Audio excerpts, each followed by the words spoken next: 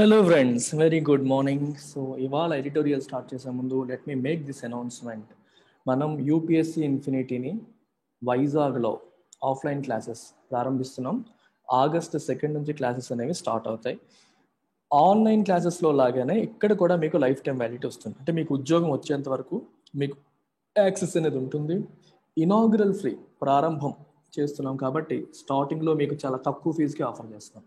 ఒకేసారి పేమెంట్ చేస్తే 50,000కి, ఇన్స్టాల్మెంట్స్లో పే చేస్తే 60,000కి, అంటే 5,000 పర్ మంత్ పే చేస్తే 60,000కి మీకు అందిస్తాం. This is valid till 31st July. So last 5 days అనమాట. అండ్ 1st August నుంచి ఫీజు మీకు ఇన్స్టాల్మెంట్స్ అయితే 70,000కి, అప్ ఫ్రంట్ అయితే 60,000, అంటే 10,000 రూపీస్ పెరుగుతుంది ఫ్రమ్ 1st August. ఆఫ్లైన్ క్లాసెస్కి ఉన్న బెనిఫిట్ ఏంటంటే మీకు ఈ ఆఫ్లైన్ క్లాసెస్తో పాటు యూపీఎస్సి ఆన్లైన్ కూడా you will get as free. కాంప్లిమెంటరీగా యూపీఎస్సి ఆన్లైన్ కూడా వచ్చేస్తుంది. యూపీఎస్సి ఆన్లైన్కి ఉన్న కంప్లీట్ యాక్సెస్ మీకు ఇవ్వబడుతుంది, plus advantage of offline classes. You will get best of both worlds అనమాట యూపీఎస్సి ఆఫ్లైన్ జాయిన్ అయితే. సో ఈ నెంబర్కి మీరు కాల్ చేసి ఫర్దర్ డీటెయిల్స్ కనుక్కోవచ్చు. 31st August లోపు జాయిన్ అయ్యే వాళ్ళకి మాత్రం ఈ ఫీజు వర్తిస్తుంది. బియాండ్ దట్ ఈ ఫీజు వస్తుంది. 2nd August మండే నుంచి క్లాసెస్ స్టార్ట్ అయిపోతాయి.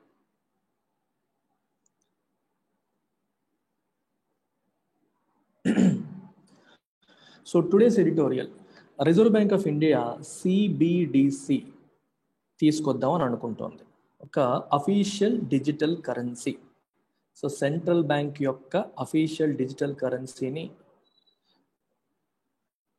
సెంట్రల్ బ్యాంక్ డిజిటల్ కరెన్సీ సిబిడిసిని తీసుకొద్దామనే ప్లాన్లో ఉంది.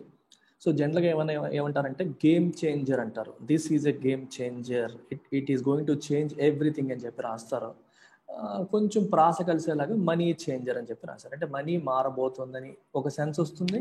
ఇంకోవైపు ఇది తీసుకురావడం అనేది ఒక గేమ్ చేంజర్ లాంటిది, మొత్తం సిస్టమ్ని, ఆటని మార్చేసే టైప్ అని చెప్పి రాయొచ్చు అన్నమాట. సో జనరల్గా ఇండియాలో లేదా అన్ని కంట్రీస్లో కూడా ప్రజెంట్ కరెన్సీ అనేది ఏ రకంగా ఉంది? పేపర్ ఫార్మాట్లో ఉంది. పేపర్ ఫార్మాట్లో ఒక డాలర్ అవని, పౌండ్ అవ్వండి, లేకపోతే రూపీ అనండి, you have papers or coins ఆ ఫార్మాట్లో ఉన్నాయి. అవి కాకుండా రీసెంట్గా మనకి క్రిప్టో కరెన్సీస్ అని వచ్చాయి.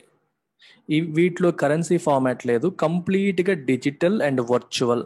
వీటిని మనం టచ్ చేయలేము, ఫీల్ అవ్వలేము, because you will not get a currency. అంటే పేపర్ కరెన్సీ రూపంలో దొరకవు, ఓన్లీ డిజిటల్ ఫార్మాట్లో, వర్చువల్ ఫార్మాట్లో ఉంటాయి. అది ప్రైవేట్ సంస్థలు ఇష్యూ చేస్తున్నాయి. అంటే private crypto currencies, bit coin తీసుకోండి, ఈథర్ అని చాలా రకరకాలు వచ్చేసాయి, చాలా క్రిప్టో కరెన్సీస్ వచ్చాయి. అఫీషియల్గా గవర్నమెంట్ వైపు నుంచి డిజిటల్ ఫార్మాట్లో ఏ కరెన్సీ కూడా లేదు. కానీ ప్రపంచవ్యాప్తంగా ఉన్న దేశాలన్నీ కూడా, సెంట్రల్ బ్యాంక్స్ అన్నీ కూడా మనం కూడా ఇష్యూ చేద్దాము అనే ఆలోచనలో ఉన్నారు. ఈ ఆలోచనలో భాగంగా దే ఆర్ ప్లానింగ్. అందులో ఆర్బీఐ కూడా ఒక digital currency, official digital currency launch చేద్దాము అనే ఆలోచనలో ఉంది. India needs to move forward on introducing an official digital currency. అందుకే రాశారు, ఇండియా కూడా ఒక అఫీషియల్ డిజిటల్ కరెన్సీ అనేది తీసుకురావాలి. We have to move forward in introducing official digital currency అని చెప్పి అన్నారు. అయితే before going in to that, let me give you some background. అసలు మనీ అనే కాన్సెప్ట్ ఎలా ఎవాల్వ్ అయింది అనేది మనకి తెలియాలి. కొన్ని పదాలు కూడా మీకు అర్థమైతే ఎడిటోరియల్ అర్థమవుతుంది. మనకి పూర్వం ఆది మానవ టైంలో, ఆ తర్వాత సొసైటీస్ ఫామ్ అయిన కొత్తల్లో మనకి ఎవరైనా ఒక ఇండివిజువల్ తనకి ఏదన్నా కావాలంటే తనే తయారు చేసుకునేవాడు. So it use to be individualistic. తను తినాలి అనుకోండి, తనే వెళ్ళేవాడు, వేటకెళ్ళేవాడు, చంపుకునేవాడు, తినేవాడు. ఎప్పుడైతే సోషలైజేషన్ స్టార్ట్ అయిందో, సొసైటీస్ స్టార్ట్ అయ్యాయో, అంటే నాగరికత స్టార్ట్ అయిందో, సివిలైజేషన్ అంటాం మనం దాన్ని సింపుల్గా. సివిలైజేషన్ అనేది ఎప్పుడైతే స్టార్ట్ అయిందో, people started having different needs. Like నాకు ఇల్లు కావాలి, రైట్, కొన్ని ప్రైవేట్ వస్తువులు కావాలి, బట్టలు కావాలి, ఇలా ఒక్కొక్కటి వస్తువులకి నీడ్స్ ఫామ్ అయ్యాయి. నీడ్స్ ఎప్పుడైతే అవసరం అయ్యాయో, సో ఒక వ్యక్తి దగ్గరే అన్నీ ఉండే అవకాశం లేదు కదా. సో ఒక వ్యక్తి దగ్గర లేనిది ఇంకో వ్యక్తి దగ్గర ఉందనుకోండి, ఒక ఐటమ్, హీ నీడ్స్ దిస్, దీనికి ఇది కావాలనుకోండి, he has to give him something and get it. అంతేనా? దీని దగ్గర కత్తి ఉందనుకోండి, ఒక ఎగ్జాంపుల్ చెప్తున్నాను. దీని దగ్గర సుత్తు ఉందనుకోండి, ఇంకొక ఎగ్జాంపుల్. ఇతనికేమో సుత్తి కావాలి, ఇతనికేమో కత్తి కావాలి. వాళ్ళు ఏం చేసేవాళ్ళు, సుత్తి ఉండేవాడు ఇటు ఇచ్చేసి కత్తి ఉండేవాడు దగ్గర తీసుకునేవాడు. అప్పుడు దాన్ని ఏమంటాం మనం, బార్టర్ సిస్టమ్, వస్తు మార్పిడి విధానం అని చెప్పి అంటాం. ఇది స్టార్ట్ అయింది స్లోగా. ఎప్పుడైతే మన దగ్గర అన్నీ లేవో, మనకు కావాల్సింది పక్కనోడి దగ్గర ఉందో, పక్కనోడికి కావాల్సింది మన దగ్గర ఉందో, పీపుల్ స్టార్టెడ్ ఎక్స్చేంజింగ్, వస్తు మార్పిడి చేసుకొని బార్టర్ సిస్టమ్ ద్వారా మనకు కావాల్సింది మనం తీసుకుని వాళ్ళకి కావాల్సింది వాళ్ళకి ఇవ్వడం అనేది చేశారు. అయితే బార్టర్ సిస్టమ్ అనేది స్టాండర్డైజ్డ్ గా ఉంటుందా అంటే స్టాండర్డైజ్డ్ గా ఉండదు. దేనికి ఎంత వాల్యూ ఇస్తాం, ఒక నీడ్కి వాల్యూని ఎలా అసైన్ చేస్తాం, ఒక కత్తి ఈక్వల్ టు సుత్తి అని చెప్పి ఎవరు డిఫైన్ చేస్తారో, ఎలా డిసైడ్ చేస్తాం, ఇవన్నీ ఇష్యూస్. బట్ ఈ రకంగానే చాలా నాళ్ళు బార్టర్ సిస్టమ్ అనేది నడిచింది. తర్వాత మెటల్ కాయిన్స్ వాటిని యాక్సెప్ట్ చేయడం మొదలు పెట్టారు. మెటల్ కాయిన్స్ అంటే చూడండి, గోల్డ్ కాయిన్స్, సిల్వర్ కాయిన్స్, వీటిని తీసుకొచ్చారు. గోల్డ్ అండ్ సిల్వర్ అంటే ఇప్పుడు సుత్తి ఇది ఈక్వల్ టు 10 సిల్వర్ కాయిన్స్, లేదా ఒక కత్తి, ఇది కత్తి కదా, ఇది సుత్తి, ఓ సుత్తి ఇది ఈక్వల్ టు 5 సిల్వర్ కాయిన్స్. ఈ రకంగా అంటే ఒక వస్తువుకి మధ్యలో ఇంకొక మీడియం తీసుకొచ్చారు. అది ఒక గోల్డ్ కాయిన్ కావచ్చు, సిల్వర్ కాయిన్ కావచ్చు. వీటిని ఏమంటారంటే మెటల్ కరెన్సీస్ అంటాం. బార్టర్ సిస్టమ్ తర్వాత మెల్లగా ఏమొచ్చాయి, మెటల్ కరెన్సీస్ వచ్చాయి. మెటల్ కరెన్సీస్ జనరల్గా మనకి గోల్డ్ మరియు సిల్వర్ రూపంలో వచ్చాయి. అయితే ఒక విషయాన్ని గుర్తుపెట్టుకోండి, మెటల్ కరెన్సీస్కి ఇంట్రిన్సిక్ వాల్యూ ఉందా లేదా? Intrinsic value, remember this word, intrinsic value. Intrinsic value అంటే స్వతహాగా తనకంటూ వాల్యూ ఉందా? ఉంది. ఎందుకంటే gold it self is valuable. Gold పైన ఒక 10, 20 వాట్ ఎవర్ ఈస్ ఇన్ని కాయిన్స్ అని చెప్పి మనం మెన్షన్ చేయడం అనేది పక్కన పెడితే, gold it self is valuable కదా. అర్థమైందా? ఎందుకంటే గోల్డ్ అనేది ప్రజలు ఉపయోగిస్తారు, ఆభరణాల కింద వాడతారు, వేరే రకంగా ఉపయోగిస్తారు. So gold it self has intrinsic value. ఈ రోజు మనం ఒక రూపాయి నోటు కానీ 100 రూపాయల నోటు కానీ తీసుకోండి, ఈ 100 రూపాయల నోటు తీసుకోండి. అంతెందుకు, మన డిమానిటైజేషన్ వచ్చిన తర్వాత నరేంద్ర మోదీ గారు 500 రూపీస్ నోట్స్, 1000 రూపీస్ నోట్స్ చెల్లవు అన్నారు. చెల్లవు అనేసరికి ఇదంతా చెత్తబుట్ట కింద మారిపోయిందా లేదా? ఆ పేపర్ కరెన్సీ ఇప్పుడు ఈ రోజు మీరు అదే 500 రూపీస్ నోట్ మీరు బయటికి తీసుకెళ్లారనుకోండి, will anyone give you anything? పాత 500 రూపీస్ నోట్ కానీ 1000 రూపీస్ నోట్ కానీ మీరు ఎవరికైనా ఇచ్చినా మీకు ఏమైనా ఇస్తారా? ఏమీ ఇవ్వరు. ఇంట్రిన్సిక్ గా దానికంటూ వాల్యూ లేదు. అదే ఒక గోల్డ్ కాయిన్ మీరు పెట్టుకున్నారనుకోండి, గవర్నమెంట్ అది చెల్లదు అనడానికి లేదు. ఎందుకంటే గోల్డ్ వాల్యూ ఎప్పుడు ఉంటుంది, నువ్వు కరిగించుకుంటావు, దాని ద్వారా వేరే చేయించుకుంటావు. అంటే గోల్డ్కి సిల్వర్కి జనరల్ గానే, అంటే వేరే వాళ్ళు దానికి వాల్యూ ఇవ్వకర్లా, బై నేచర్ గోల్డ్కి సిల్వర్కి వాల్యూ ఉంది. పీపుల్ వాల్యూ ఇట్, ఆ మెటల్స్ ని పీపుల్ వాల్యూ చేస్తారు కాబట్టి గోల్డ్ కాయిన్ కి సిల్వర్ కాయిన్ కి బై నేచర్ ఇన్హరెంట్ గా ఇంట్రిన్సిక్ గా వాల్యూ ఉంది. ఈ పదాన్ని అర్థం చేసుకోండి, ఇంట్రిన్సిక్ వాల్యూ ఉన్నది ఈ మెటల్ కరెన్సీస్ కి. తర్వాత వచ్చాయి పేపర్ కరెన్సీస్. పేపర్ కరెన్సీస్ కి ఇంట్రిన్సిక్ వాల్యూ ఉందా అంటే లేదు. Paper currencies do not have intrinsic value. అంటే ఇప్పుడు 500 రూపాయల నోటు నేను ఎవరికన్నా ఇచ్చాను అనుకోండి, దానికి వాల్యూ ఎక్కడి నుంచి వస్తుంది? అది ప్రభుత్వం ఇష్యూ చేసింది కాబట్టి, గవర్నమెంట్ ఆఫ్ ఇండియా దానికి వెనకాల సపోర్ట్ ఉంది కాబట్టి, దానిపైన రిజర్వ్ బ్యాంక్ గవర్నర్ సంతకం పెట్టి ఉంటుంది కాబట్టి, ఐఓ మీకు ఏదైనా పేపర్ కరెన్సీ మీద చూడండి, 500 రూపాయల నోటు, 2000 రూపాయల నోటు, 100 రూపాయల నోటు మీద చూస్తే రాసి ఉంటుంది అనమాట, ఎవరైతే దీన్ని హోల్డ్ చేస్తున్నారో వాళ్ళకి రిజర్వ్ బ్యాంక్ ఆఫ్ ఇండియా 500 రూపాయలు అప్పు ఉంది అని చెప్పి రాస్తారు. సో దానికి ఆ కరెన్సీకి, ఆ పేపర్ కరెన్సీకి వాల్యూ ఎక్కడి నుంచి వచ్చింది? గవర్నమెంట్ ఇష్యూ చేయడం వల్ల వచ్చింది. దానిపైన reserve bank of India governor సంతకం చేయడం వల్ల వాల్యూ వచ్చింది. అదర్వైజ్ దానికి వాల్యూ లేదు. అది ఒక గోల్డ్ కాయిన్ ఉందనుకోండి, గవర్నమెంట్ ఇష్యూ చేసినా చేయకపోయినా చెప్పకపోయినా ఆ గోల్డ్ ను కరిగించుకున్నా సరే గోల్డ్ మర్చెంట్ కొనేస్తాడు. ఎవరో దానికి వాల్యూ ఇవ్వక్కర్లా, దానికి ఇంట్రిన్సిక్ గానే వాల్యూ ఉంది. కానీ పేపర్ కరెన్సీకి అలా కాదు, గవర్నమెంట్ ఇష్యూ చేసింది కాబట్టి, గవర్నమెంట్ దాని వెనకాల ఉంది కాబట్టి దానికి వాల్యూ, లేకపోతే అది చిత్తు కాగితంతో సమానం. అర్థమైందా? అలా గవర్నమెంట్స్ ఇష్యూ చేసే కరెన్సీస్ ఏమంటారో తెలుసా? ఫియట్ కరెన్సీస్ అంటారు. ఫియట్ మనీ లేదా ఫియట్ కరెన్సీ, చాలా ఇంపార్టెంట్ వర్డ్, గుర్తుపెట్టుకోండి. Fiat currency is something issued by governments లేదా సావరీన్, ప్రభుత్వాల ద్వారా ఇష్యూ చేయబడి దాని ద్వారా వాల్యూ వచ్చే కరెన్సీస్ని ఫియట్ కరెన్సీ లేదా ఫియట్ మనీ అని చెప్పి అంటాం. ఇంకొక పదం మనం ఇంపార్టెంట్ గుర్తుపెట్టుకోవాల్సింది లీగల్ టెండర్. లీగల్ టెండర్ అంటే దేన్నైతే ప్రభుత్వం లీగల్గా యాక్సెప్టబుల్ ఫార్మ్ ఆఫ్ మనీ అని చెప్తుందో అది legal tender. For example, government issue చేసే ప్రతి రూపీ కూడా లీగల్ టెండరే. గవర్నమెంట్ ఏం చేస్తుంది? First it issues currency and then makes it legal tender. అంటే లీగల్గా మీరు టెండర్ చెయ్యవచ్చు. మీకు గుర్తుందా, నరేంద్ర మోదీ గారు 2016లో స్టేట్మెంట్ ఇచ్చినప్పుడు డిసెంబర్ 1 పలానా రోజు టైం నుంచి it will know longer be legal tender అని చెప్పారు. అంటే 500 రూపీస్ నోట్స్ మరియు 1000 rupees notes will know longer be legal tender. అంటే అర్థం ఏంటి, లీగల్గా అవి యాక్సెప్ట్ చెయ్యబడవు అని చెప్పారు. అయితే గవర్నమెంట్కి ప్రజలకు కొన్నాళ్ళు టైం ఇచ్చారులేండి, ఆ టైంలో మీరు బ్యాంక్కి వెళ్ళి మార్చుకోవచ్చు అని చెప్పడం జరిగింది. That's a different thing. కానీ ఎటువంటి ట్రాన్సాక్షన్స్కి మీరు ఏదైనా షాప్కి వెళ్ళినప్పుడు అది ఇచ్చేసి తీసుకోవాలంటే చెల్లదు. అందుకే ఎవరు తీసుకోవడం మానేశారు. సో లీగల్ టెండర్ అంటే లీగల్గా ట్రాన్సాక్షన్స్కి ఉపయోగించలేకపోవడం. గవర్నమెంట్ ఉపయోగించగలరు అంటే అది గవర్నమెంట్ యాక్సెప్ట్ చేసింది లీగల్ టెండర్ అని అర్థం. లేకపోతే లీగల్ టెండర్ లేదు, గవర్నమెంట్ యాక్సెప్టెన్స్ దానికి లేదు అని అర్థం అనమాట.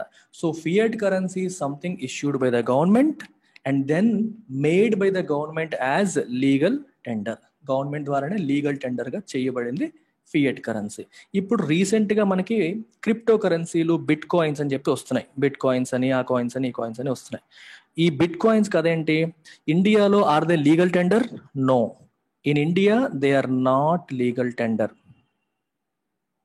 గవర్నమెంట్ వాటికి లీగల్ టెండర్ స్టేటస్ ఇవ్వలేదు. అంటే లీగల్గా గవర్నమెంట్ ట్రాన్సాక్షన్స్కి వాటిని యాక్సెప్ట్ చేస్తారా? చెయ్యరు. మీరు ట్యాక్స్ కట్టడానికి వెళ్ళారు, నేను క్రిప్టో, నా దగ్గర బిట్ కాయిన్స్ ఉన్నాయి, నేను కట్టేస్తాను అంటే గవర్నమెంట్ ఒప్పుకుంటుందా? ఒప్పుకోదు. Because it is not legal tender. Tax కట్టాలన్నా లేకపోతే గవర్నమెంట్ వాళ్ళకి సేవలు ఏదన్నా పొందాలన్నా యాక్సెప్ట్ చేయరు. ప్రైవేట్ వ్యక్తులు యాక్సెప్ట్ చేయొచ్చు, చేయకపోవచ్చు. వాళ్ళు యాక్సెప్ట్ చేశారనుకోండి, వాళ్ళు మళ్ళీ గవర్నమెంట్ ట్యాక్స్ కట్టేటప్పుడు వాటిని ఉపయోగించవచ్చు అంటే ఉపయోగించకూడదు. ఎందుకంటే లీగల్ టెండర్ కాదు, గవర్నమెంట్ యాక్సెప్ట్ చేయదు వాటిని. Government will not accept it. అది ఒక కాన్సెప్ట్. క్రిప్టో కరెన్సీస్కి మీకు ఇంకో కాన్సెప్ట్ కూడా ఉంది, గుర్తుపెట్టుకోవాల్సింది. నేను డీటెయిల్డ్గా ఒక వీడియో చేస్తాను. ఎప్పటి నుంచో నన్ను స్టూడెంట్స్ అడుగుతున్నారు క్రిప్టో కరెన్సీ మీద వీడియో చేయండి అని. క్రిప్టో కరెన్సీకి ఫియట్ కరెన్సీకి డిఫరెన్స్ కూడా అర్థం చేసుకోండి. ఈ పదాలన్నీ మీకు ఎడిటోరియల్లో వస్తాయి, అందుకే ముందే చెప్తున్నా. ఇది ఇష్యూడ్ బై సావరీన్, అంటే గవర్నమెంట్ ఇష్యూ చేసేది. దీనికి నో ఇష్యూవర్, దీనికి సెంట్రల్ ఇష్యూవర్ అంటూ ఎవరు ఉండరు. అర్థమైందా? ఫియట్ కరెన్సీకి క్రిప్టో కరెన్సీకి డిఫరెన్స్ అదే. దీనికి సెంట్రల్గా గవర్నమెంట్ ఇష్యూ చేస్తుంది, దానివల్లే దీనికి వాల్యూ వస్తుంది అనే కాన్సెప్ట్ లేదు. మరి ఫియట్ కరెన్సీకి వాల్యూ ఎలా వస్తుంది? People's trust in the government. ఏ గవర్నమెంట్ అయితే ఇష్యూ చేస్తుందో వాళ్ళకి ప్రభుత్వం మీద ట్రస్ట్ ఉంటుంది కాబట్టి ది గవర్నమెంట్. సో గవర్నమెంట్ మీద ట్రస్ట్ ఉంటుంది కాబట్టి ఆ ట్రస్ట్ నుంచే దానికి వాల్యూ వస్తుంది. ఇప్పుడు నువ్వు నమ్మట్లేదు అనుకో గవర్నమెంట్, నేను గవర్నమెంట్ ఇష్యూ చేసే కరెన్సీని ఎందుకు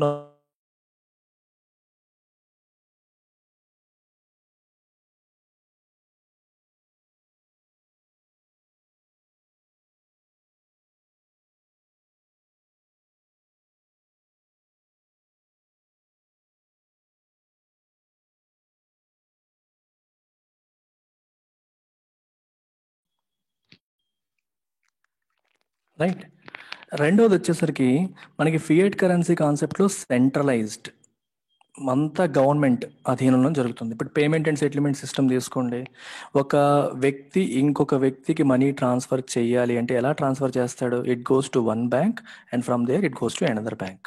ఇతని బ్యాంక్కి మధ్యలో ట్రాన్సాక్షన్ జరుగుతుంది. ఇతని బ్యాంకులో ఉన్న అమౌంట్ తీసి ఇతని బ్యాంకులో వేస్తున్నారు. ఈ రెండింటి మధ్యలో పేమెంట్ అండ్ సెటిల్మెంట్ సిస్టమ్ అనేది జరుగుతుంది, which is controlled by RBI. RBI ద్వారా మీరు చూస్తూ ఉంటారు, ఎన్ఈఎఫ్టీ ద్వారా ట్రాన్సాక్షన్స్, ఐఎంపిఎస్ ద్వారా ట్రాన్సాక్షన్స్, యూపీఐ ద్వారా ట్రాన్సాక్షన్, యూనిఫైడ్ పేమెంట్ ఇంటర్ఫేస్, ఇలా రకరకాల ఇంటర్ఫేసెస్ ద్వారా ట్రాన్సాక్షన్ జరుగుతున్నాయి. మీరు కొన్నిసార్లు చూస్తారు, మీరు ఫోన్పేలో పంపిస్తారు, ఒకసారి ఏమో వెళ్ళాల్సిన కొన్నిసార్లు వెళ్ళదు. దాన్ని మనం ఏమంటామంటే సెటిల్మెంట్ రిస్క్ అంటాం.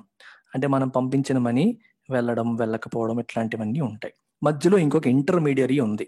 So there is someone in between two people.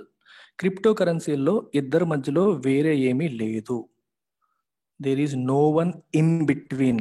ఇప్పుడు జనరల్గా సురేష్ నరేష్కి మనీ పంపించాడంటే రిజర్వ్ బ్యాంక్ ద్వారా క్రియేట్ చేయబడ్డ ఒక సిస్టమ్ ద్వారా మనీ ట్రాన్స్ఫర్ అవుతుంది. అర్థమవుతుందా? రిజర్వ్ బ్యాంక్ ద్వారా క్రియేట్ చేయబడ్డ ఒక సిస్టమ్ ద్వారా. సో నా దగ్గర ఉన్న ఐసిఐసిఐ బ్యాంక్ అకౌంట్ నుంచి నీ దగ్గర ఉన్న హెచ్డిఎఫ్సి బ్యాంక్కి, ఐసిఐసిఐ నుంచి తీయాలి, అది ఆర్బీఐ దగ్గరికి వెళ్ళాలి, అక్కడ నుంచి హెచ్డిఎఫ్సికి ట్రాన్స్ఫర్ అవ్వాలి. సో ఇలా ఫైనాన్షియల్ ఇంటర్మీడియేషన్ అనేది జరుగుతుంది. మధ్యలో ఒక ఇంటర్మీడియరీ ఉన్నారు. క్రిప్టో కరెన్సీస్లో there is no one in between, మధ్యలో ఎవరు ఉండరు. వ్యక్తికి వ్యక్తికి మధ్యలో ట్రాన్సాక్షన్ డైరెక్ట్గా జరుగుతుంది. మధ్యలో వేరే సెంట్రల్ బ్యాంక్ అనేది ఉండదు. మీకు అర్థమవుతుందా ఇక్కడ రిస్క్ ఏంటో? వేరే ఎవరు లేకుండా ఇద్దరు వ్యక్తులు డైరెక్ట్గా ట్రాన్సాక్షన్ చేసుకోగలిగే అవకాశాన్ని క్రిప్టో కరెన్సీ కల్పించింది. మరి క్రిప్టో కరెన్సీ అంటే పీపుల్స్ ట్రస్ట్, పీపుల్ దాన్ని నమ్మేదాన్ని బట్టే వస్తుంది. దేనికైనా ప్రజల యొక్క నమ్మకాన్ని బట్టి వాల్యూ వస్తూ ఉంటుంది. More and more merchants accept చేస్తున్నారు అనుకోండి. ఈరోజు డొమినోస్ పిజ్జా వాడు నేను క్రిప్టో కరెన్సీ యాక్సెప్ట్ చేస్తాను అన్నాడు అనుకోండి, then you will gain trust. నేను క్రిప్టో కరెన్సీ మెయింటైన్ చేసుకోవచ్చు, నేను దాంతో డొమినోస్ పిజ్జాలో ట్రాన్సాక్షన్ చేసుకోవచ్చు. So more and more merchants దాన్ని యాక్సెప్ట్ చేసే కొద్దీ, మోర్ అండ్ మోర్ పీపుల్ దాన్ని యాక్సెప్ట్ చేసే కొద్దీ క్రిప్టో కరెన్సీ యొక్క వాల్యూ పెరుగుతూ ఉంటుంది అనమాట. అలాగే మనకి ఒక పర్టికులర్ మన ప్రపంచవ్యాప్తంగా there is one country which has accepted crypto currency as legal tender. Legal టెండర్గా ఒక కంట్రీ యాక్సెప్ట్ చేసింది 2021లో. ఆ కంట్రీ పేరు మీరు కామెంట్ సెక్షన్లో రాయండి. Which country has accepted bitcoin as legal tender? India accept చేసిందా బిట్ కాయిన్ లీగల్ టెండర్గా? No, they are not legal tender in India, but one particular country has accepted them as legal tender. దాని పేరు మీరు రాయండి. So let's get in to it. I will do a separate video on bitcoin, డీటెయిల్డ్గా bitcoin versus fiat currency detailed video చేస్తాను. But for now ఈ ఎడిటోరియల్కి అవసరమైనంత వరకు పైన చెప్పాను. In contrast to India's continued ambiguity over the legality of cryptocurrencies, its stance on introducing an official digital currency has been reassuringly clear and consistent over time.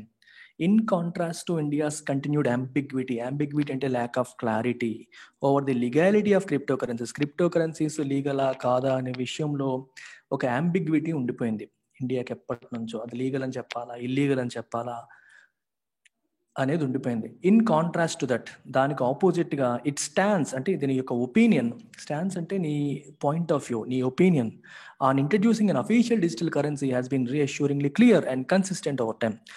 Official digital currency విషయంలో reserve bank of India యొక్క opinion, point of view అనేది crystal క్లియర్గా ఉంది, కన్సిస్టెంట్గా ఉంది. Crypto currencies విషయంలో మాత్రం clarity లేదు. ఒకవైపు ఇల్లీగల్ అంటుంది, కానీ సుప్రీంకోర్టు ఇల్లీగల్ అని చెప్పాలంటే చట్టం ఉండాలి. ఏ చట్టం ప్రకారం ఇల్లీగల్ అని చెప్పాలి? అలాంటిది ఏమి చట్టంలో మార్పులు ఇంకా చేయలేదు. సో క్రిప్టో కరెన్సీస్ విషయంలో కొంచెం కన్ఫ్యూజన్ ఉన్నప్పటికీ అఫీషియల్ డిజిటల్ కరెన్సీ విషయంలో ఎటువంటి కన్ఫ్యూజన్ లేదు. ఇక్కడ గుర్తుపెట్టుకోండి, crypto currency is different and digital currency, official digital currency is different. Official digital currency కూడా డిజిటల్గానే ట్రాన్సాక్షన్ ఉంటుంది. దీంట్లో కూడా మళ్ళీ సెటిల్మెంట్ అనేది ఉండదు. సెటిల్మెంట్ అర్థమైందా? ఒక బ్యాంక్ నుంచి ఇంకో బ్యాంక్ వెళ్ళేటప్పుడు ఎన్ఈఎఫ్టీలు, ఐఎంపిఎస్లు, లేకపోతే యూపీఐలు, వీటి ద్వారా పేమెంట్ అండ్ సెటిల్మెంట్ జరగడం.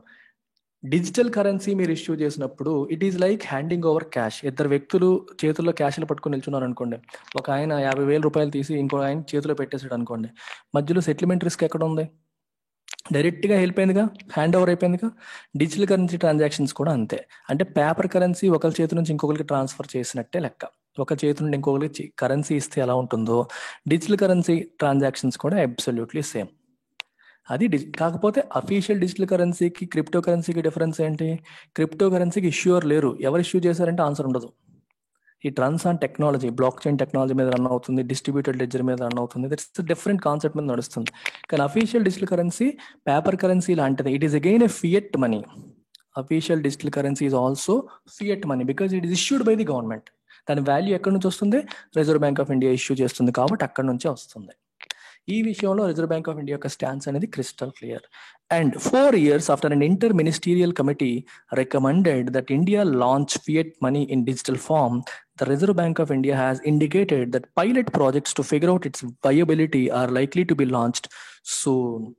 4 సంవత్సరాల క్రితం ఇంటర్ మినిస్టీరియల్ కమిటీ ఏర్పాటు చేశారు. అంటే ఒక మినిస్ట్రీ కాదు, 4-5 మినిస్ట్రీల నుంచి మెంబర్స్ని తీసుకుని ఒక కమిటీ ఏర్పాటు చేశారు.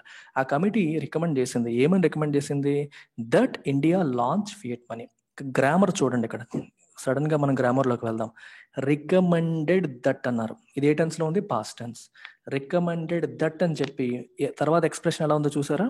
See the expression that India launch అన్నారు. లాంచ్డ్ అనలేదు, లాంచెస్ అనలేదు. పాస్ట్ టెన్స్ అంటే లాంచ్డ్ అనాలి కదా. ప్రెజెంట్ టెన్స్ అనుకుంటే ఇండియా సింగులర్ కాబట్టి లాంచెస్ అనాలి కదా. కానీ ఏమన్నారు? ఇండియా ఫియట్ మనీ లాంచ్ చెయ్యాలి అని రికమెండ్ చేసింది అని చెప్పడానికి బేస్ ఫామ్ లో వాడారు. ఇక్కడ the verb was used, has been used in the base form. పక్కన ఈఎస్ లేదు, ఈడీ లేదు, ఏమీ లేదు. ప్లెయిన్ ఫామ్లో దాన్ని ఉపయోగించడం జరిగింది. రికమెండెడ్ దట్ తర్వాత ఈ ప్లెయిన్ ఫామ్లో వస్తుంది. ఎర్రర్ స్పాటింగ్లో చాలా కామన్గా వస్తుంటుంది, ఫాలో అవ్వండి. And 4 years after an interministerial committee recommended that India launch fiat money in digital form. What is fiat money? Government issue చేసే కరెన్సీని ఏమంటాం? ఫియట్ మనీ అంటాం. ఏ ఫామ్ లో? పేపర్ ఫామ్ లోనా? కాదు, డిజిటల్ ఫామ్ లో. ఎట్ ప్రెజెంట్ ఫియట్ మనీ అనేది paper form లో ఇష్యూ చేస్తున్నారు, కానీ డిజిటల్ ఫామ్ లో ఇష్యూ చెయ్యమని ఇంటర్ మినిస్టీరియల్ కమిటీ రికమెండ్ చేసింది. అలా రికమెండ్ చేసి 4 సంవత్సరాలు అయింది. ఆ 4 సంవత్సరాలు అయిన తర్వాత ఇప్పుడు the reserve bank of India has indicated that pilot projects to figure out it's viability అంటే ప్రాక్టికలా కాదా, వీటిని ఇష్యూ చేయొచ్చా లేదా, ప్రాక్టికల్ గా ఇష్యూస్ ఉంటాయా లేవా, ప్రాబ్లమ్స్ ఉంటాయా ఉండవా, are likely to be launch soon.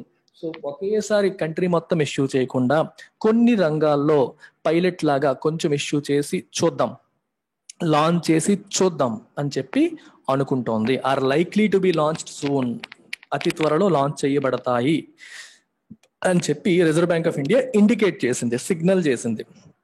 Viability అంటే ప్రాక్టికబిలిటీ, అంటే వర్కౌట్ అవుతుందా అవ్వదా, లాంచ్ చేయొచ్చా చేయకూడదా, దానివల్ల ఏమైనా సమస్యలు వస్తాయా రావా, ఇట్లాంటి అనమాట. In a speech a few days ago, కొన్ని రోజుల క్రితం డెలివర్ చేసిన ఒక స్పీచ్ లో T Ravishankar, deputy governor RBI యొక్క డిప్యూటీ గవర్నర్ టి రవిశంకర్ ఏమన్నారంటే, RBI is currently working towards a phased implementation strategy and examining use cases which could be implemented with little or no disruption. RBI is working towards a phased implementation strategy అంటే ఒకేసారి digital currency తీసుకొచ్చే బదులు phased implementation అంటే 1 by 1 ఒకేసారి కాకుండా phase wise, phase 1 లో కొన్ని రంగాల్లో, ఫేజ్ 2 లో కొన్ని సెక్టర్స్, అలా కొంచెం ఇంప్లిమెంట్ చేసే స్ట్రాటజీ మీద ఆర్బీఐ వర్క్ చేస్తుంది. అండ్ ఎగ్జామినింగ్ యూజ్ కేసెస్ అంటే ఏ విషయాల్లో ఏ సెక్టర్స్ లో ఈ కరెన్సీని ఉపయోగించవచ్చు అనే విషయంలో కూడా యూజ్ కేసెస్ ని ఎగ్జామిన్ చేస్తుంది. అంటే రిటైల్లో, అంటే సూపర్ మార్కెట్స్ లో ఇలాంటి వాళ్ళలో ఉపయోగించవచ్చా, హోల్సేల్ ట్రాన్సాక్షన్స్ కి వాడవచ్చా, ఎలాంటి వాటికి దీన్ని ఉపయోగిద్దాం, ఎలాంటి వాటికి తీసుకొద్దాం, ఎక్కడ ఎక్స్పెరిమెంట్ చేద్దామని ఎగ్జామినింగ్ చేస్తుంది. With little or no disruption, అంటే ఎగ్జిస్టింగ్ సిస్టమ్ డిస్రప్ట్ అవ్వకుండా, అంతరాయం కలగకుండా ఎక్కడ చేస్తే బాగుంటుంది పైలట్ ప్రాజెక్ట్ లాగా అని చెప్పి ఆర్బీఐ ప్లాన్ చేస్తుంది. ద క్లారిటీ ఈజ్ వెల్కమ్, ఆర్బీఐకి క్లారిటీ ఉండడం అనేది ఆహ్వానించదగ్గదే. Given that the much awaited cryptocurrency and regulation of official digital currency bill 2021 is yet to be introduced. ఎందుకంటే ఇప్పటి వరకు ఒక చట్టం అంటూ దీనిపైన లేదు. ఎప్పటి నుంచి అనుకున్నారు? Crypto currency and regulation of official digital currency bill 2021, ఇది యాక్చువల్గా బడ్జెట్ సెషన్ లోనే ప్రవేశపెడదాం అనుకున్నారు, కానీ ఇంకొంచెం టైం తీసుకుందాం అనుకొని ఇంకా పార్లమెంట్ లో ఇప్పటికి కూడా ప్రవేశపెట్టలేదు, వెయిట్ చేస్తున్నారు. It is yet to be introduced. In recent years, the significant rise of private cryptocurrencies such as Bitcoin and Ether have spooked central banks throughout the world. Bitcoin మరియు ether లాంటి ఈ crypto currencies, private crypto currencies ఏవైతే ఉన్నాయో వాటి issuance అనేది, వాటి యొక్క rise ఏదైతే ఉందో అది సెంట్రల్ బ్యాంక్ ఏం చేసింది? వాటి యొక్క రైజ్ స్పూక్ చేసిందంటే అర్థం ఏంటంటే అన్నరు చేసింది, అంటే కంగారు పెట్టింది, భయపెట్టింది. ఇప్పుడు చూడండి, గవర్నమెంట్ బ్యాంక్ కి సంబంధం లేకుండా కరెన్సీలు ఇష్యూ అయిపోయి ట్రాన్సాక్షన్ జరిగిపోతే హూ వుడ్ కేర్? ఏ గవర్నమెంట్ పట్టించుకుంటారు, సెంట్రల్ బ్యాంక్ ఎవరు పట్టించుకుంటారు? వాళ్ళకి సంబంధం లేకుండానే కరెన్సీలు వచ్చేస్తున్నాయి, వాళ్ళకి సంబంధం లేకుండా మధ్యలో ఒక ఇంటర్మీడియరీ లేకుండానే if currencies are created and transactions are happening, then who would care the government, who would care the central banks? So ఒక్కసారిగా భయపడ్డాయి. And push the case for official digital currencies. So మనం కూడా digital currencies launch చేద్దాం అంటే వాళ్ళలాగా కాకపోవచ్చు. అంటే వాళ్ళకి వీళ్ళకి డిఫరెన్స్ ఏంటి? దీనికి సెంట్రల్ ఇష్యూర్ ఉన్నారు, వాళ్ళకి లేరు. అది డిజిటలే, ఇది డిజిటలే, అది వర్చువలే, ఇది వర్చువలే, అందులో తేడా లేదు. అందులోనూ పేమెంట్ సెటిల్మెంట్ రిస్క్ లేదు, దీంట్లో పేమెంట్ సెటిల్మెంట్ రిస్క్ లేదు. అంటే ఇలా పంపగానే అలా వెళ్ళిపోతుంది, మధ్యలో ఇంకో చోటకి వెళ్ళి మధ్యలో ఫెయిల్ అయ్యే అవకాశం అనేది లేదు. డైరెక్ట్ గా వ్యక్తి నుండి వ్యక్తికి వెళ్ళిపోతుంది. ఇక్కడ అలాగే, అక్కడ అలాగే, ఇవన్నీ సేమ్. కాకపోతే ఫియట్ అంటే గవర్నమెంట్ దీనికి వాల్యూ ఇస్తుంది, అది ఫియట్ కాదండి, గవర్నమెంట్ నుంచి దానికి వాల్యూ లేదు. That's the only difference between official digital currency and crypto currency. Mr. Ravi Shankar himself cited a 2021 BAS survey of central banks, which found that 86% were actively researching the potential for such currencies, 60% were experimenting with the technology, and 14% were deploying pilot projects. Bank for international settlements స్విట్జర్లాండ్లోని బేసెల్లో ఉంది. So వీళ్ళు చేసిన ఒక సర్వేలో ఏం తేలిందంట, central బ్యాంక్స్కి చేసిన survey, ఈ central బ్యాంక్స్కి చేసిన సర్వేలో ఏం తెలియదంటే 86% central banks were actively researching the potential for such currencies. ఇలాంటి కరెన్సీస్కి పాసిబిలిటీ ఉందా లేదా అనే విషయాన్ని రీసెర్చ్ చేస్తున్నాయి. అండ్ 60% ఏమో ఏ టెక్నాలజీ వాడవచ్చు అని చెప్పి ఎక్స్పెరిమెంట్స్ మొదలు పెట్టాయి. ఇంకో 14% ఏమో పైలట్ ప్రాజెక్ట్స్ కూడా ఆల్రెడీ డిప్లాయింగ్ పైలట్ ప్రాజెక్ట్స్ కూడా డిప్లాయ్ చేయడం మొదలు పెట్టేశాయి. China having already engaged in pilot projects for its digital renminbi, RMB అంటే చైనా ఒక అఫీషియల్ కరెన్సీ, రెన్మిన్బీ అంటారు. డిజిటల్ ఆర్ఎంబి విషయంలో ప్రైవేట్ పైలట్ ప్రాజెక్ట్ అనేది ఆల్రెడీ ఎంగేజ్ చేసింది. Is in fact planning a major roll out soon, అతి త్వరలోనే roll out ని ప్లాన్ చేస్తుంది. రోల్ అవుట్ అంటే ఇంకా ఇంప్లిమెంట్ చేయబోతోంది. There has been little doubt therefore that India needs a digital rupee. Obviously మరి చైనా వాళ్ళు చేస్తున్నారు, ప్రపంచంలో అన్ని దేశాల గురించి ప్లాన్ చేస్తున్నప్పుడు మనం కూడా చెయ్యాలి అనే విషయంలో ఎటువంటి సందేహం అవసరం లేదు. లిటిల్ డౌట్ అంటే నో డౌట్ ఎట్ ఆల్ అని అర్థం. The important questions are about the details and timeline. Questions అన్ని మరి దేని విషయంలో ఎప్పటికల్లా వస్తాయి, డీటెయిల్స్ ఏంటి, ఏ రకంగా తీసుకొస్తారు, ఏ టెక్నాలజీ వాడతారు, దీనివల్ల ఇంప్లికేషన్స్ ఏంటి, ప్రాబ్లమ్స్ ఏంటి, రిస్క్ ఏంటి, ఏ విషయంలో ఫస్ట్ ఇంప్లిమెంట్ చేస్తారు, పైలట్ ఎలా స్టార్ట్ చేస్తారు, ఇలాంటివన్నీ ఇష్యూస్ అనమాట. అంతే. సో చెయ్యాలా వద్దా అనే విషయంలో కన్ఫ్యూజన్ లేదు, చెయ్యాలి, ఎలా చెయ్యాలి, ఎప్పుడు చేయాలి అనే విషయంలోనే కన్ఫ్యూజన్ ఉంది. So there are crucial decisions to be made about the design of the currency. ఏ రకంగా దీన్ని డిజైన్ చేయాలి, with regards to how it will be issued, ఇది ఎలా ఇష్యూ చేయబడుతుంది, the degree of anonymity it will have. Anonymity అంటే అర్థం ఏంటంటే, ఇప్పుడు మీకు ఎవరన్నా మీరు జులై సినిమా చూస్తే అందులో అంటాడు, కాల్ వస్తుంది, అల్లు అర్జున్ పబ్ లో ఉన్నప్పుడు రావు రమేష్ వస్తాడు చూడండి, పోలీస్ ఆఫీసర్ వచ్చినప్పుడు అల్లు అర్జున్ చెప్తూ ఉంటాడు, పలానా చోట దోపిడీ జరగబోతుంది అది ఇది అని చెప్పి. అంటే నీకు ఎలా తెలుసు అంటాడు, మీకు మేము ఇక్కడ ఉన్నామని ఎవరు చెప్పారంటే కాల్ వచ్చింది అంటాడు. కాల్ వస్తే వాడు మీకు విషయం చెప్పుంటాడు అంటాడు. ఎవరో చెప్పాడంటే చెప్పలేదు అన్న. ఎనానిమస్ అంటాడు. ఎనానిమస్ అంటే తన విషయాన్ని గోప్యంగా ఉంచడం. ఎనానిమస్ అంటే అటువైపు వ్యక్తి ఎవరు అనేది తెలియకపోవడం, అది ఎనానిమస్. తెలుగులో ఆకాశరామన్న అంటారు. ఆకాశరామన్న ఉత్తరం, మీ అమ్మాయి ఎవరితోనో తిరుగుతోంది చూసుకోండి అంటాడు, కానీ సంతకం ఉండదు. ఎక్కడి నుంచి అంటే ఎనానిమస్. అంతే. ఎవరనేది చెప్పకుండా పంపించిన వాడి విషయాలు తెలియకుండా ఉంచడాన్ని ఎనానిమస్ అంటాం. డిగ్రీ ఆఫ్ ఎనానిమిటీ అనే పదం ఎందుకు వస్తుందో కూడా చూడండి. ఇప్పుడు ఫర్ ఎగ్జాంపుల్ ఒక ప్రెసెంట్ ఉన్న సిస్టంలో ఒక ట్రాన్సాక్షన్ జరిగింది అనుకోండి, ఒక వ్యక్తికి ఇంకొక వ్యక్తికి ట్రాన్సాక్షన్ జరిగితే ఏం రాస్తారు, పలానా Suresh Thangudu has sent money to Suhas Thangudu, పలానా వ్యక్తి ఇంకొక వ్యక్తికి పంపించాడు అని చెప్పి మనకి తెలుస్తుంది. ఎనానిమస్ కాదు ఇది. ఎవరి నుంచి ఎవరికి ట్రాన్సాక్షన్ జరిగిందని మనకి క్రిస్టల్ క్లియర్ గా కనిపిస్తుంది. అదే మీరు క్రిప్టో కరెన్సీ తీసుకోండి, బిట్ కాయిన్ ట్రాన్సాక్షన్స్ చేసినప్పుడు you will not have names, you will only have virtual addresses. IP అడ్రస్లు కానీ, ఐపీ అడ్రస్లు అంటారు చూడండి కంప్యూటర్స్ కి, ఆ రకంగా వర్చువల్ అడ్రసెస్ ఉంటాయి తప్పితే you will not have names, Aadhaar card, కేవైసీలు ఇలాంటివి ఏమీ ఉండవు. So there is anonymity. రేపొద్దున ఇది పలానా ఏ వ్యక్తి నుంచి వచ్చిందంటే ఆ వ్యక్తి పేరు మీకు కనిపించదు, వ్యక్తి పేరు మీకు కనిపించదు. ఎనానిమిటీ ఉంటుంది, వర్చువల్ గా ఉంటాయి. అలాగే ఇప్పుడు గవర్నమెంట్ ఇష్యూ చేసే డిజిటల్ కరెన్సీస్ విషయంలో ఎలా తీసుకొస్తారు, ఎనానిమస్ గా ఉంచుతారా లేకపోతే వ్యక్తి డీటెయిల్స్ అని తెలిసేలాగా చేస్తారా, degree of anonymity it will have అనేది ఎలా ఇష్యూ చేస్తారు, డిగ్రీ ఆఫ్ ఎనానిమిటీ ఎంత ఉంటుంది, ఇలాంటి విషయాలు నిర్ణయాలు తీసుకోవాలి. And the kind of technology that is to be used, వాళ్ళేమో బ్లాక్ చైన్ టెక్నాలజీ వాడుతున్నారు, డిస్ట్రిబ్యూటెడ్ లెడ్జర్ టెక్నాలజీ అని చెప్పి అంటాం, దానికి సెపరేట్ వీడియో చేస్తాను నేను. బ్లాక్ చైన్ టెక్నాలజీ వాడుతున్నారు, ఇక్కడ ఏం టెక్నాలజీ వాడాలనుకుంటున్నారు, అండ్ సో ఆన్.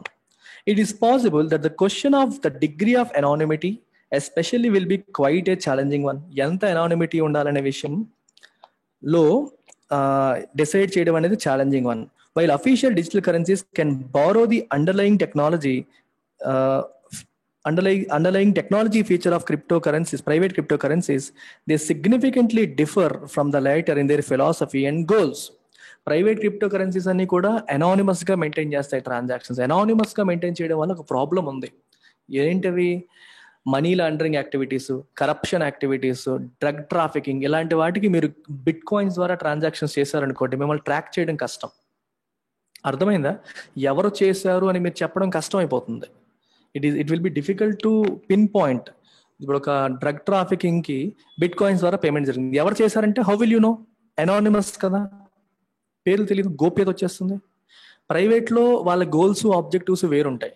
కానీ గవర్నమెంట్ ఇలా చేసింది అనుకోండి, then if government official digital currencies ఉపయోగించి అనానిమస్ గా, అంటే డీటెయిల్స్ తెలియకుండా తప్పు ట్రాన్సాక్షన్స్ కి ఉపయోగించేస్తే అది ఇల్లీగల్ యాక్టివిటీస్ కి దారి తీసే అవకాశం ఉంటుంది.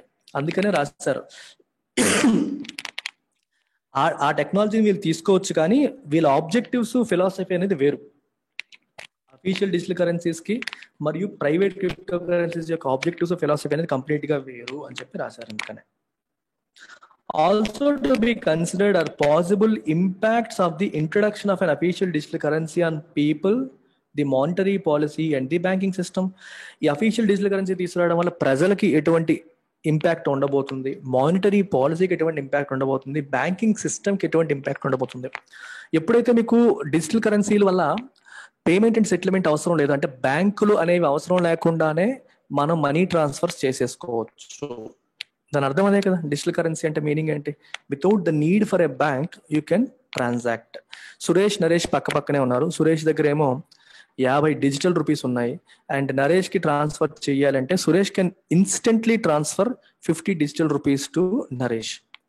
మధ్యలో ఒక ఇంటర్మీడియరీకి వెళ్ళదు. మీరు అనుకుంటారు సార్ ఇప్పుడు ఐఎంపీఎస్ చేసినప్పుడు వెంటనే వెళ్ళిపోతుంది కదా సార్ అని. వెళ్తుంది, కానీ ఒక మధ్యలో బ్యాంక్ సిస్టమ్ టచ్ చేసి వెళ్తుంది, డైరెక్ట్ గా వెళ్ళట్లా. ఇది చాలా ఇంపార్టెంట్ ఆస్పెక్ట్. చూడండి, మీకు ప్రెసెంట్ ట్రాన్సాక్షన్స్ ఎలా ఉన్నాయంటే, ఈ వ్యక్తికి ట్రాన్సాక్షన్ జరిగినప్పుడు it goes to an intermediary, మధ్యలోకి వెళ్ళి దెన్ ఇట్ కమ్స్ హియర్. ఇప్పుడు డిజిటల్ ట్రాన్సాక్షన్ జరిగేటప్పుడు ఏమవుతాయంటే డైరెక్ట్ గా ఈ వ్యక్తి నుంచి వ్యక్తికి మనీ వెళ్ళిపోతుంది. And it is like handing over cash. ఇప్పుడు నీ చేతిలో క్యాష్ ఉంది అనుకోండి, నువ్వు ఇతనికి ఇచ్చావు అనుకోండి, డైరెక్ట్ గా వెళ్ళిపోయిందిగా. బ్యాంకుకి వెళ్ళి వెళ్ళడం వేరు, డైరెక్ట్ గా వెళ్ళడం వేరు. సో పేపర్ కరెన్సీ చేతికి ఇవ్వడం అనేది ఎంత సింపుల్ గా ఉందో, ఈ డిజిటల్ కరెన్సీస్ ఒకరి నుంచి ఒకరు ట్రాన్సాక్షన్స్ చేసుకోవడం కూడా అంతే ఈజీ అయిపోతుంది. అయితే సమస్య ఎక్కడ వస్తుందంటే, మరి ఇలా బ్యాంకులు అవసరం లేకుండానే ట్రాన్సాక్షన్ జరిగిపోతే ఇంక జనాలు బ్యాంకుల్లో డిపాజిట్లు చేయడం మానేస్తారేమో అనేది ఒక risk. If people stop keeping their money, ఇప్పుడు బ్యాంకుల్లో డిపాజిట్ చేయాల్సిన అవసరం లేకుండా ఒకరికి వేరే వాళ్ళకి ట్రాన్స్ఫర్ చేయాలన్నా మనమే డైరెక్ట్ గా ట్రాన్స్ఫర్ చేసుకోవచ్చు, బ్యాంక్ ద్వారా ట్రాన్స్ఫర్ చేయక్కర్లేదు. మీరు అంటారు సార్ ఇప్పుడు కూడా నేను డైరెక్ట్ గానే చేస్తాను. డైరెక్ట్ గా నువ్వు చేయట్లా, ఐసిఐసిఐ బ్యాంక్ అకౌంట్ లోకి లాగిన్ అయ్యో, హెచ్డిఎఫ్సి అకౌంట్ లోకి లాగిన్ అయ్యో చేస్తున్నావు. ఫోన్ పే, గూగుల్ పే చేస్తున్నాం కదా సార్ అంటారు. ఆ ఫోన్ పే కూడా నీ బ్యాంక్ అకౌంట్ కి లింక్ అయ్యింది, అది మర్చిపోకండి. మీ బ్యాంక్ అకౌంట్ కి ఫోన్ పే లింక్ అయ్యింది. సో ఫోన్ పే మీ బ్యాంక్ అకౌంట్ నుంచి తీసుకొని వాళ్ళకి పంపిస్తోంది. Again the transaction is still between banks. ఇంటర్ఫేస్లు మారుతున్నాయి, కానీ బ్యాంక్స్ మధ్యలోనే ట్రాన్సాక్షన్ జరుగుతున్నాయి. అలా కాకుండా ఇలా ఎప్పుడైతే మనం డైరెక్ట్ గా చేయగలుగుతామో, డిజిటల్ కరెన్సీ నా దగ్గర ఉందనుకోండి, ఇంకొకటికి నేను డైరెక్ట్ గా వాళ్ళకి అకౌంట్ ఉంటే ఇమీడియట్ గా డిజిటల్ కరెన్సీస్ నేను ట్రాన్స్ఫర్ చేయొచ్చు. అయితే అకౌంట్ ఉంటే అని చెప్పాను చూడండి, అది ఎవరు ఇస్తారు? ఆర్బీఐ ఇస్తుందా లేదా బ్యాంకుల ద్వారా ఇప్పిస్తారా అనేది ఇంకా క్లారిటీ లేదు. ఇలాంటి విషయాలు ఇంకా డెసిషన్స్ తీసుకోలేదు. ఏ రకంగా మీకు ఐపీ అడ్రస్లు ఇస్తారా, లేకపోతే బ్యాంక్ అకౌంట్స్ లాగా మెయింటైన్ చేయమనంటారా, how it is going to be అనేది నోబడీ నోస్. అది ఇంకా ఆర్బీఐ కూడా డిసైడ్ చేయలేదు. కానీ మధ్యలో ఎవరు లేకుండానే ట్రాన్సాక్షన్ జరిగిపోతుంది, రిస్క్ అనేది ఉండదు. అది దీని యొక్క అడ్వాంటేజ్. సో బ్యాంకింగ్ సిస్టమ్ లో డిపాజిట్లు చేయడం తగ్గిపోయింది అనుకోండి, బ్యాంకులకి ఏమవుతుంది? ఫండ్స్ తగ్గిపోతాయి. బ్యాంక్స్ కి ఫండ్స్ లేకపోతే ఎటువంటి అప్లికేషన్ ఉంటుంది? వాళ్ళు లోన్స్ ఇచ్చే అవకాశం తగ్గిపోతుంది. బ్యాంక్స్ కి డిపాజిట్ల ద్వారా మనీ వస్తేనే కదా ఆ మనీని బ్యాంకులు కార్పొరేట్స్ కి, నీడ్ ఉన్న వాళ్ళకి లోన్స్ ఇస్తారు. సో బ్యాంక్స్ కి డిపాజిట్స్ రూపంలో మనీ తగ్గిపోతే there ability to lend money will also go down. So corporates కి మనీ రావాలంటే కష్టమయ్యే పరిస్థితి వచ్చే అవకాశం ఉంది. ఇది ఒక రిస్క్. ఇలాంటి రిస్క్ ఫ్యాక్టర్స్ అన్ని చూడాలి. అయితే ఇంకో విషయం, బ్యాంకులో మీరు డిపాజిట్ చేస్తే వడ్డీ వస్తుంది, డిజిటల్ కరెన్సీ మీద వడ్డీ రాదు. సో కాబట్టి బ్యాంక్ మీద అంత ఇంపాక్ట్ ఉండకపోవచ్చు అనేది ఇంకొక వాదన. సో ఇవన్నీ కూడా ఉంటాయి. ఇప్పుడు డిజిటల్ కరెన్సీ ఇష్యూ చేయడం వల్ల మానిటరీ పాలసీ, అంటే మనీ సప్లై బాగా పెరిగిపోతుందేమో. ఆల్రెడీ పేపర్ కరెన్సీ ఉంది, మళ్ళీ డిజిటల్ కరెన్సీ తీసుకొస్తే మనీ సప్లై పెరిగిపోతుందేమో, దానివల్ల ఇన్ఫ్లేషన్కి దారి తీసే అవకాశం ఉంటుందేమో అనేది ఇంకొక ఆస్పెక్ట్. సో చాలా ఆస్పెక్ట్స్ ఉంటాయి, వీటన్నిటిని చూడాలి. పాసిబుల్ ఇంపాక్ట్స్ అన్నిటిని కూడా కన్సిడర్ చేయాలి. ఎటువంటి ఇష్యూస్ ఉండొచ్చు, ఏ రకమైన ప్రభావం ఉండొచ్చు అనే విషయాన్ని మనం కన్సిడర్ చేయాలి. There are risk to be considered as well. కొన్ని రిస్కులు కూడా ఉన్నాయి. ఏంటి ఆ రిస్కులు? Not the list of which will be those emerging from cyber attacks. ఇది కంప్లీట్ గా మరి ఆన్లైన్ లో టెక్నాలజీ రూపంలో జరిగేటప్పుడు సైబర్ అటాక్స్ జరిగే అవకాశం ఉంటుందేమో. డైరెక్ట్ గా మన అకౌంట్ల మీద ఎవడో అటాక్ చేసి వాడు మన డిజిటల్ కరెన్సీని దొంగిలించే అవకాశం ఉంటుందేమో. ఇలాంటి విషయాలు కూడా చూసుకోవాలి. What is more, many laws need to be amended. 1934 RBI act ని అమెండ్ చేయాలి. ఆర్బీఐ యాక్ట్ లో కాయిన్స్ గురించి రాశారు, మరియు ఇష్యూ చేసే నోట్స్ గురించి రాశారు. డిజిటల్ కరెన్సీ గురించి ఎక్కడ మెన్షన్ చేయలా. ఇప్పుడు కొత్తగా మీరు ఇష్యూ చేయాలనుకుంటే ఆర్బీఐ చట్టాన్ని, అలాగే ఈ కరెన్సీకి సంబంధించిన డిఫరెంట్ చట్టాలని అమెండ్ చేయాలి, మార్పులు చేయాలి. లేకపోతే అవి లీగల్ టెండర్ అవ్వలేవుగా. అప్పుడే మీకు డిజిటల్ రూపీ అనేది ఒక రియాలిటీ అవుతుంది. So while India might have done exceedingly well in digital payments this year, digital payments విషయంలో India exceedingly well. Digital payment is different, digital rupee is different. గుర్తుపెట్టుకోండి. Digital payment అంటే cash transactions కాకుండా, ఈ phone pay to phone pay, Google pay to Google pay, షాప్కి వెళ్ళారు అనుకోండి, cash ఇవ్వకుండా phone pay చేయడం, గూగుల్ పే చేయడం, లేకపోతే ట్రాన్స్ఫర్స్ చేయడం, భారత్ పే, భీమ్ ఇలాంటివి ఉపయోగించి చేయడాన్ని డిజిటల్ ట్రాన్సాక్షన్ అంటాం. Without transacting in cash, actual cash లో ట్రాన్సాక్ట్ చేయకుండా ఎలా చేసేవాడిని డిజిటల్ ట్రాన్సాక్షన్స్ అంటారు. ఈ డిజిటల్ పేమెంట్స్ అనేవి బాగా పెరిగాయి. Almost 55% per annum, compounded annual growth rate of 55% over the last 5 years. కదా 5 సంవత్సరాల్లో సంవత్సరానికి 50% చొప్పున, అంటే లాస్ట్ ఇయర్ తో పోలిస్తే 50% చొప్పున లాస్ట్ 5 years లో పెరగడం అనేది జరిగింది. అంత ఎక్కువగా పెరిగింది. Digital rupee will be something else all. Digital payments are different and digital rupee will be something else altogether. Notwithstanding all these challenges, it would seem that the answer to Mr. Ravi Shankar's speech title, Central Bank Digital Currency, is this the future of money? Is a yes. Notwithstanding అంటే in spite of all these. అంటే ఇప్పుడు మనకి second paragraph ఏం రాశారంటే రిస్క్లు ఏముండొచ్చు, ఏ విషయాల్ని consider చేయాలని చెప్పి రాశారు. ఫస్ట్ పారాగ్రాఫ్ లో అది ఎందుకు తేవాలన్నట్టుగా రాశారు. సెకండ్ పారాగ్రాఫ్ లో ఏంటేంటి రిస్కులు ఉన్నాయి అని చెప్పి రాయడం జరిగింది. అయితే ఈ రిస్కులన్నీ ఉన్నప్పటికీ, ఇష్యూస్ అన్ని ఉన్నప్పటికీ, ఆయన స్పీచ్ యొక్క టైటిల్ ఏంటి? Central bank digital currency is the future of money. Future of money ఇదేనా? పేపర్ కరెన్సీ రేపు పొద్దున ఉండబోదా, మొత్తం అంతా డిజిటల్ గా మారబోతుందా అని చెప్పి ఒక స్పీచ్ ఆయన డెలివర్ చేశారు. దానికి ఆన్సర్ ఏంటి? Yes, this is going to be the future of money. Money అనేది ఫ్యూచర్ లో కంప్లీట్ గా డిజిటల్ ఫార్మాట్ లోనే ఉండబోతోంది అనే విషయంలో ఎటువంటి సందేహం పెట్టుకోనక్కర్లేదు. ఖచ్చితంగా గవర్నమెంట్ లాంచ్ చేయాల్సిందే అనేది దీని యొక్క ఉద్దేశం అన్నమాట. So digital currencies, cryptocurrencies ఇవన్నీ ఎమర్జింగ్ టాపిక్స్ ఇవి. సో మీకు ఒకేసారి పూర్తిగా అర్థం కాకపోయినా కంగారు పడకండి. There will be more and more editorials on this, and I will also start doing separate videos on cryptocurrencies, digital currencies. వీటి మీద సెపరేట్ వీడియోస్ చేస్తూ ఉంటాను. That will definitely help you. ఓకేనా? Take care, bye.